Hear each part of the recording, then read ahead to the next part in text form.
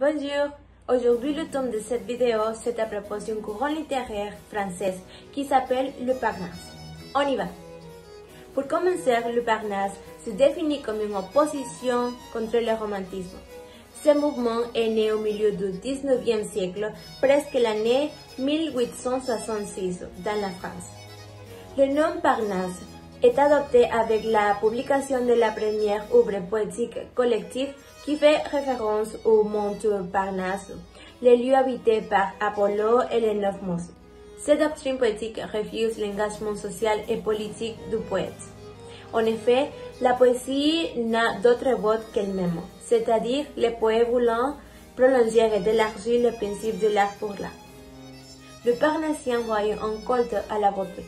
Ils ont travaillé la forme dans ses moindres détails.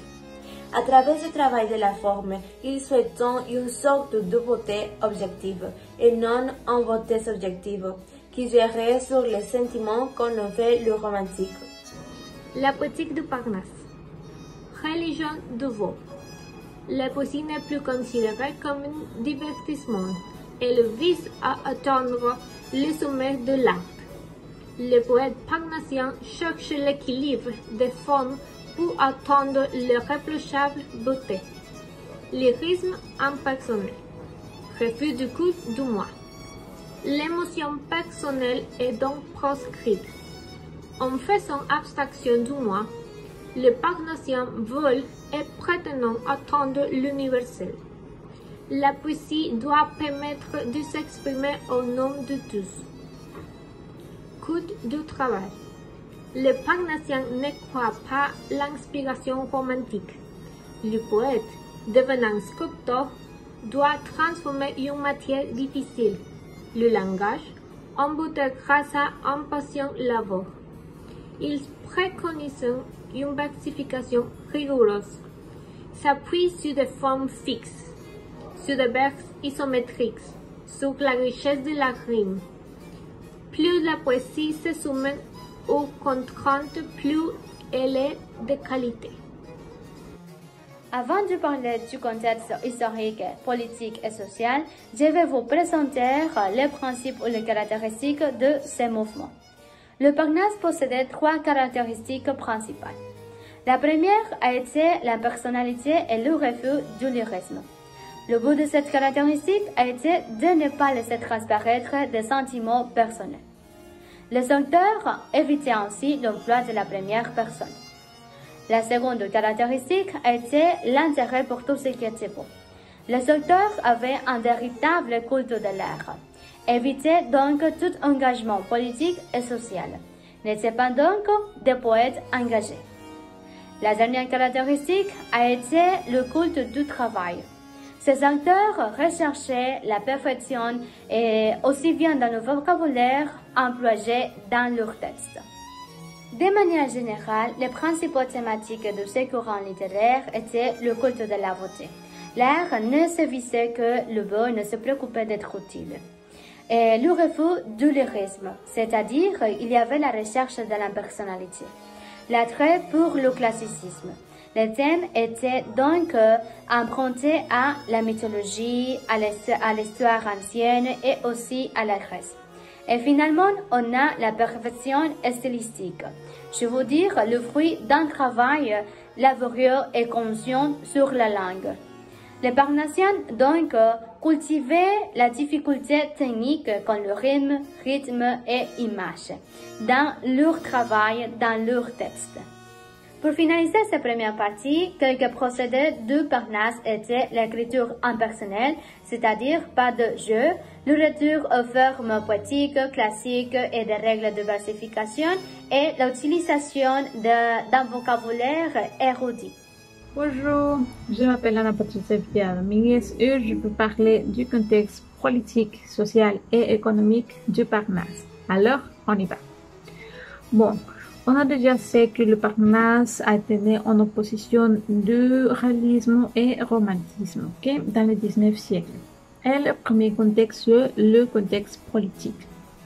Le Parnasse se développe dans la seconde moitié du XIXe siècle en France, où il y a eu de nombreux bouleversements politiques, comme le Premier Empire, la monarchie constitutionnelle, la Seconde République, le Second Empire et finalement la Troisième République. C'est pourquoi il y a eu de nombreux rois impériaux, par exemple Louis VIII, Charles X et Louis-Philippe. Et deux impériaux qui sont Napoléon et son nouveau Napoléon III et finalement trois républiques.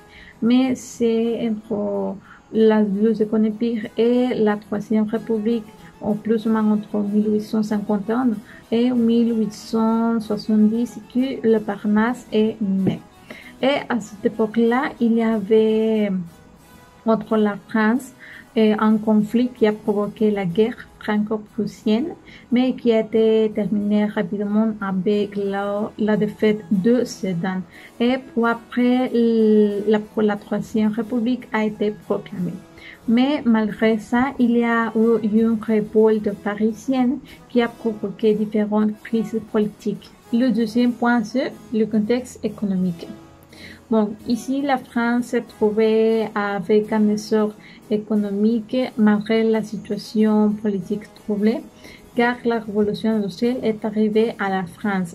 Mais c'est sous le point de vue que l'économie était la plus forte, parce que l'économie était soutenue par des rentes, par exemple. Paris ouvre des grands boulevards, aussi la construction des pièces architectoniques d'importance, mais aussi le percement du canal Suez par les CEP. Et le troisième point, c'est le contexte social. Bon, en raison de l'essor économique que j'ai déjà expliqué, la classe ouvrière était vraiment exploitée.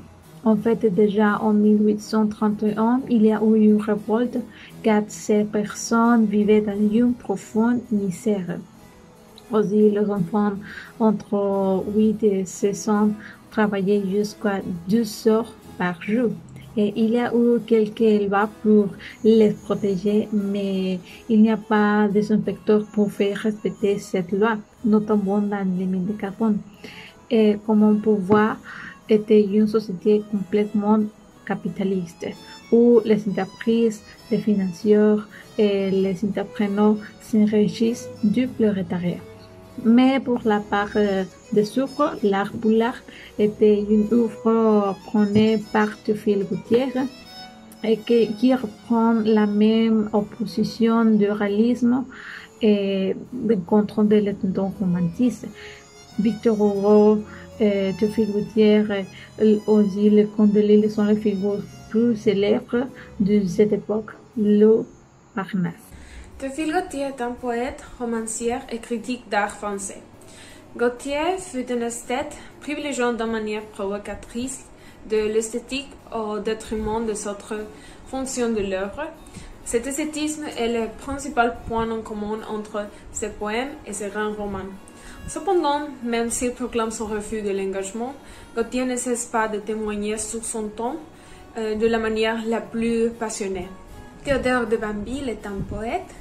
Très jeune, il s'est passionné pour la poésie et à 19 ans, il publie son premier recueil de vers, Les Carcatites. En 1857, la publication de poèmes satiriques réunis dans Ode funambulesque consacre sa gloire. En 1892, il publie le Petit traité de poésie française. Dans ces ouvrages, il s'oppose à la nouvelle poésie réaliste et à l'armement du romantisme, en s'attachant au culte de la beauté et à la recherche de la pureté formelle. Sa production littéraire est importante et variée. Il écrit aussi des pièces de théâtre, des récits de voyage, des portraits littéraires, nouvelles, de cantos. Poète français, Charles le Comte de Lille est l'auteur de poèmes barbares. Fervent républicain, ses écrits mêlant sa passion pour les mythes antiques aux nouvelles idées révolutionnaires. Dans la préface, il se présente comme le chef de file d'un nouveau mouvement littéraire qui prend le retour aux sources antiques et la supériorité du beau sur l'utile. C'est ainsi qu'il fonde la Parnasse. Il a composé des récits en prose, des essais, des discours et des pièces de théâtre, mais il est surtout connu pour ses recueils poétiques. José María de Heredia est un homme de lettres d'origine cubaine, naturalisé français en 1893. En tant que poète, c'est un des maîtres du mouvement parnassien, véritable joaillier de vers.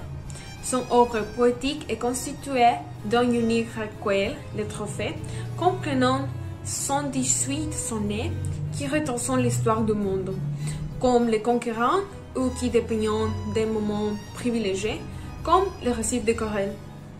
Suivant une vie de bohème et de dandy parisien, Charles Baudelaire est un poète symboliste.